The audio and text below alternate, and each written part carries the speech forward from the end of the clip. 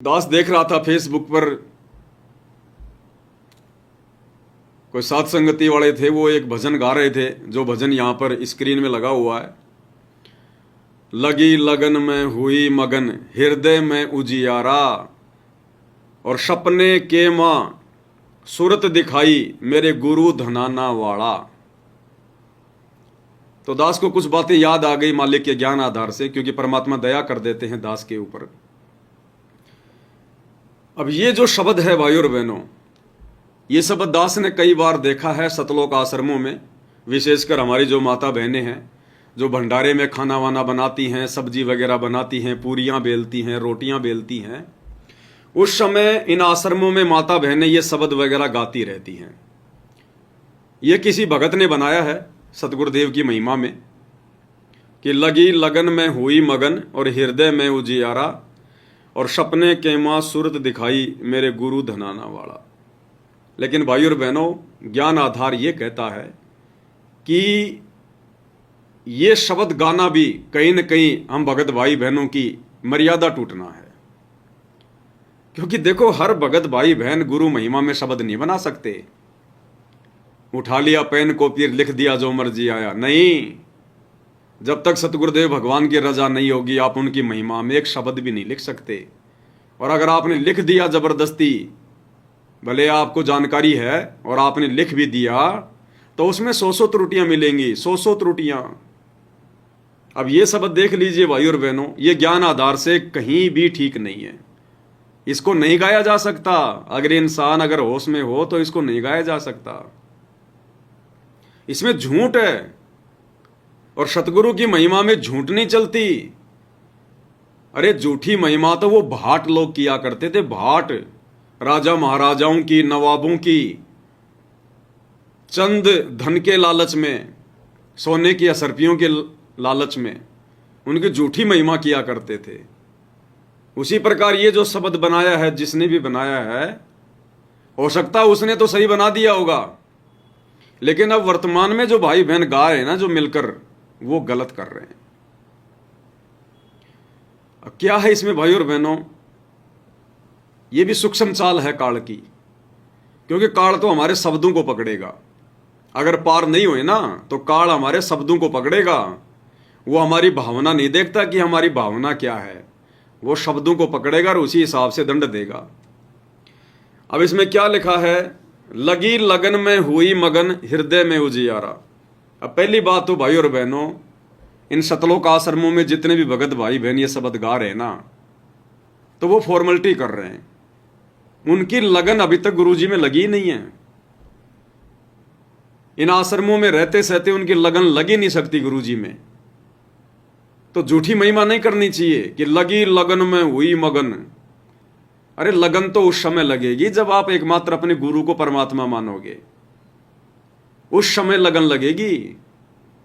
अभी तो आपके 5-5 पति हैं भाई।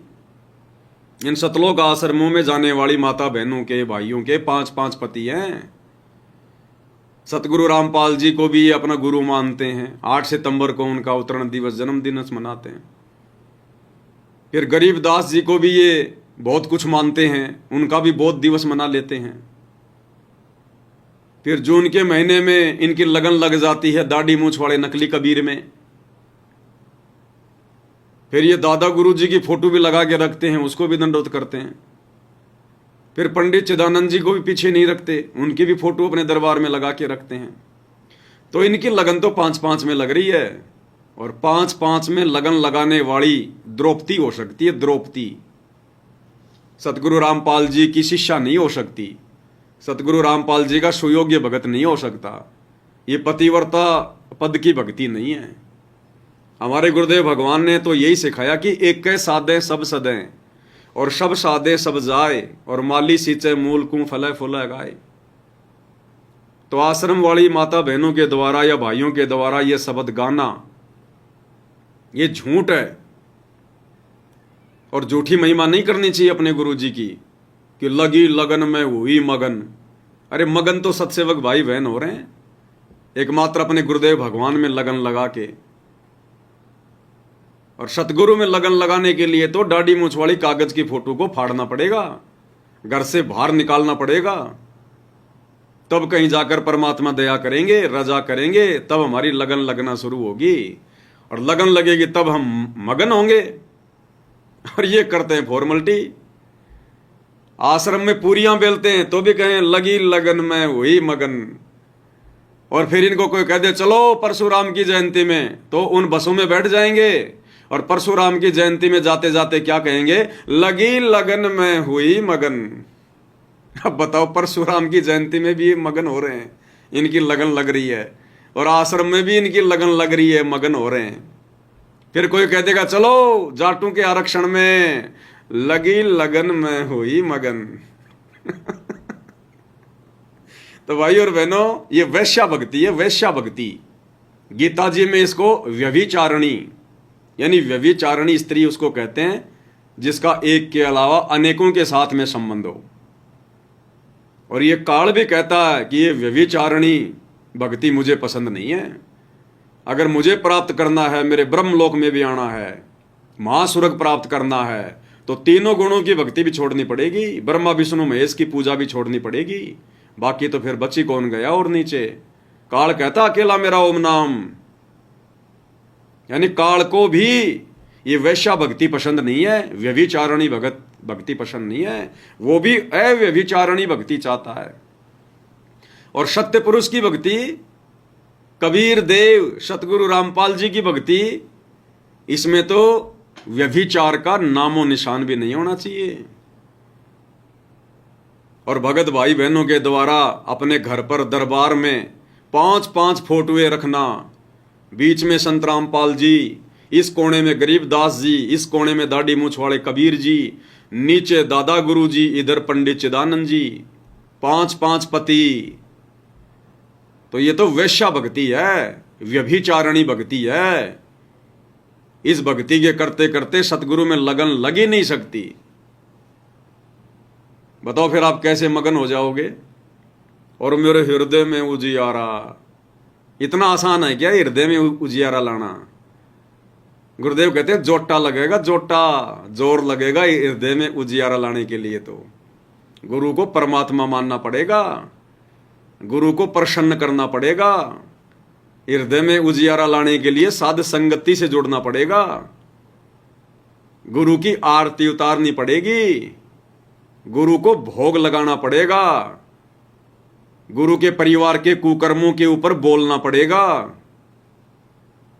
ये भीष्म पितामह और कर्ण और द्रोणाचार्य की तरह चुपचाप देखते रहने से हृदय में उजियारा नहीं आएगा।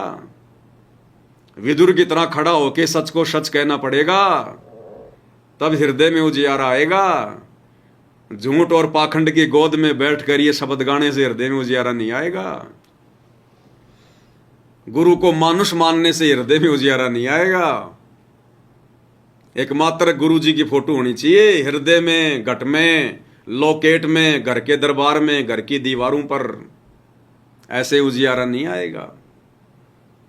तो कहते हैं लगी लगन में हुई मगन, हृदय में उजियारा। और फिर क्या कह रहे हैं नीचे, सबसे बड़ा झूठ फिर नीचे ठोक दिया। सपने के मां सूरत दिखाई मेरे गुरु धनाना वाला। अब वो जितने भी माता बहनें ये शब्द गा रही हैं, सपने के मां सूरत दिखाई मेरे गुरु धनाना वाला। अब उनमें पूछो, माई तेरे को रात को गुरुजी ने स्वप्न दिया था क्या, तेरे को सूरत दिखाई क्या? बोले ना भाई, मेरे को तो 6 महीने हो गए गुरुजी के दर्शन हुए सपने में। फिर तू झूठ क्यों बोल रही है कि सपने के मां सूरत दिखाई मेरे गुरु धनाना वाला? तेरे को दिखाई है तो शब्द गा। अगर तेरे को गुरुजी स्वप्न में नहीं दिखे हैं तो फिर क्यों गा रही है? फिर झूठी महिमा क्यों कर रही है? भगवान झूठी महिमा नहीं करवाता भाई। जिसको गुरुजी स्वप्न में दर्शन दिए हैं वो सुबह उठकर फिर ये गाना गाओ, ये भजन गाओ फिर, कि सपने के मां सूरत दिखाई मेरे गुरु धनाना वाला। नहीं तो सारे बांध रहे हैं। और किसी से पूछ लो, हैं माई क्या बात कर रही हो, गुरुजी ने स्वप्न दिया रात को? ना भाई, 6 महीने हो गए स्वप्न दिए हुए। फिर ये शब्द क्यों गा रही है? फिर झूठ क्यों बोल रही है तू? भगवान के मंदिर में बैठ के, आश्रम में बैठ के झूठ बोल रही है तू। और झूठ बोलती बोलती फिर तू पूरियां बेल रही है इन पूरियों को जो भगत खाएंगे उनमें भी झूठ प्रवेश करेगी। जैसा खाओगे अन्न वैसा होगा मन। तो भाई और बहनों, ये शब्द है ना, ये शब्द ऐसे नहीं बनते हैं। ये तो कोई परमात्मा की मेहर होती है तब बनते हैं। और एक एक वचन फिर सत्य होता है। झूठी महिमा नहीं करवाता गुरु, और ना भगत ने झूठ बोलना चाहिए। अगर इनकी लगन अगर लग जाए गुरु जी में, अगर ये मगन हो जाएं, हृदय में उजियारा अगर इनके हो चुका है। अब बताओ, इनके हृदय में तो 5-5 पति बैठे हैं, ये पतिव्रता पद पे तो है ही नहीं, उजियारा क्या खाक होगा इनका। चलो 5 पति तो वो, फिर उन्होंने जो है परशुराम को अपना पति बना लिया, क्योंकि धार्मिक कार्यक्रम था वो। परशुराम की जयंती रोहतक के पैरावर में। वो पैरावर क्या है जहां पर ये गए थे, वो पैरावर धाम है। जैसे इन्होंने बना रखा ना धनाना धाम, छुडानी वालों ने छुडानी धाम, ऐसे ही वो जो पैरावर है जहां पर परशुराम की जयंती मनाई गई थी, वो ब्राह्मण समाज का धाम है, पैरावर धाम। और परशुराम की जयंती एक धार्मिक प्रोग्राम था, धार्मिक प्रोग्राम। और धार्मिक प्रोग्राम में जाना अनुपासना में सहयोग करना होता है, अनुपासना में सहयोग करना। तो परशुराम भी इनका पति। फिर ये मुख्यमंत्री की रैलियों में चले जाते हैं, मुख्यमंत्री भी इनका पति। तो 5 ही नहीं, इनके तो कई कई पति हैं, कई कई पति। तो फिर भी कह रहे हैं हृदय में उजियारा। तो भाई और बहनें, झूठ नहीं चलता भक्ति मार्ग में। ये तो सत्सेवक भाई बहन गा सकते हैं, और सत्सेवक भाई बहन भी इसको वो ही गाए जिसको गुरुजी ने सौपन में दर्शन दिया हो। अब मैंने खाली इसकी एक ही बस ये लाइन पढ़ी है, मैं आगे नहीं देखा इसको और क्या लिखा हुआ है। जब शुरुआत में इतना बड़ा झूठ ठोक रखा है, तो आगे की चौपाइयों में तो ना जाने क्या क्या झूठ बोल रखा होगा। तो भाई और बहनों, सतगुरु महिमा के शब्द ऐसे नहीं बनते हैं।